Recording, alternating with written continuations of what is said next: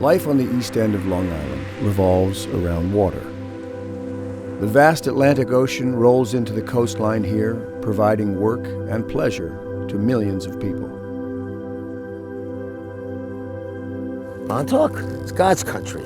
It's one of the best places in the world. And everybody went to the beach, living, it was either the lakes or the ocean. Great way to grow up. That's why I'm out here now. There's a lot that's special about Long Island. The opportunities for outdoor recreation, particularly those that are centered around the water, are endless. It's a 2-3 hour trip from the city, but you feel like you're even further away than that. Well, we work on the water pretty much 365 days a year. I can't imagine being anywhere else now.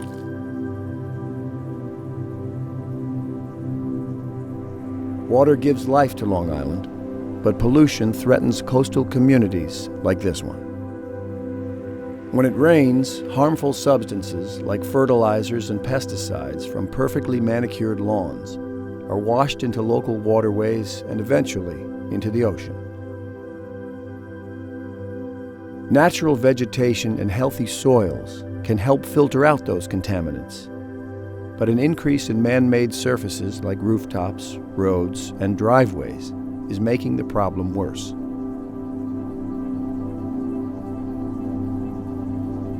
Toxic algae blooms in Georgica and Fort Ponds have even forced closures during peak summer season to protect public health.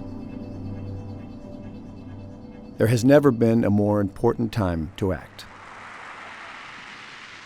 You already see it at South Lake over here even. If it rains, we can't take the kids there because of the runoff. The number one offender now in coastal areas is stormwater runoff. It's a serious, serious issue, and it's one that average people can actually do something about. But this is it right here. This is a perfect example of stormwater runoff. It's a lot of water running. It's wild. I keep my mouth closed when I'm out there.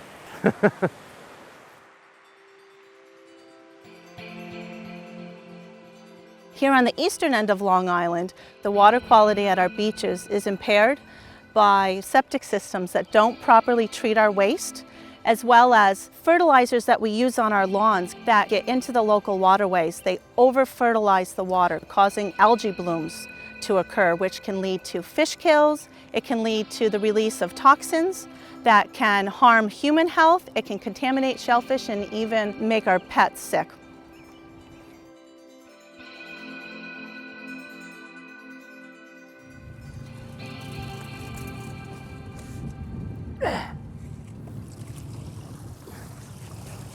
Very disheartening. Spider crabs. We call these poverty boxes. What is that? Nothing in them.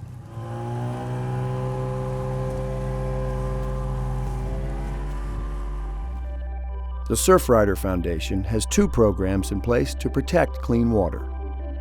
The Blue Water Task Force, which measures bacteria levels in the water so people know when it's safe to swim, and the Ocean Friendly Gardens program, which provides information on how you can make changes in your own yard to fight pollution.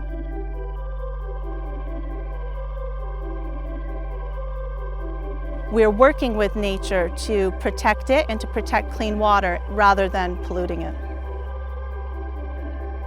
We're in this ocean-friendly garden here in Mecox Bay. This garden is really soup to nuts designed to manage the stormwater that comes off of this landscape. All the water wants to go to our surface waters, our bays and our estuaries. So what we need to do is be very aware of how our development is changing that hydrology in the landscape, and these ocean-friendly gardens are very effective in managing nutrients, pesticides, and absorb those into the biomass of the plant material. And what I try to do is make it really beautiful. We've already had our perceptions either consciously or unconsciously changed to think that a monocultured lawn is good looking. Where you know, if I look at it, I say it's probably not the healthiest for my grandchildren or my animals or me to be on, because of the amount of chemicals I know went into making that look like that. Here what we did, we got a substantial amount of roof, as you can see up above. We have a drip detail, so the water comes down and just drips down into this gutter. When we get a rainstorm, it comes right here. And we just built this sort of rock edifice here. And now we have the water passing through all of the natural vegetation. When it's raining, you know, this thing's really active. On low flow and low rain events, the water doesn't even reach the wetland as it passes through here. The soils are so absorbent that the water gets absorbed by the plants and by the soil itself as it makes its way through the water course. People come out here with their children to be in nature, and now they've got companies spraying pesticides all over their landscape. None of that happens here. Look how lush and beautiful the vegetation is. There's absolutely no chemical spraying here.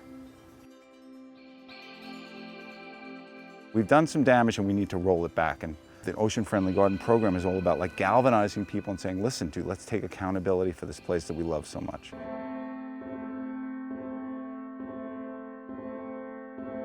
My whole youth, I learned to water ski and fish and to hike in the woods. And so the environment has always been important to me.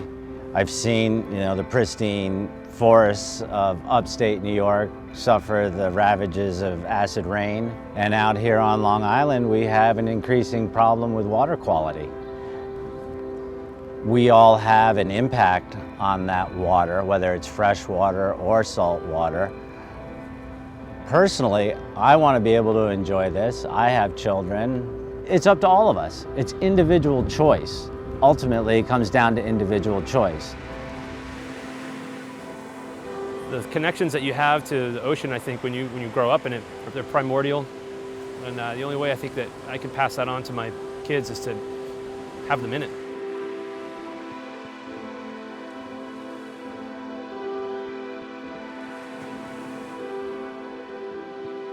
We can all make a difference if we recognize the connection between our yards and gardens and the condition of our local waterways.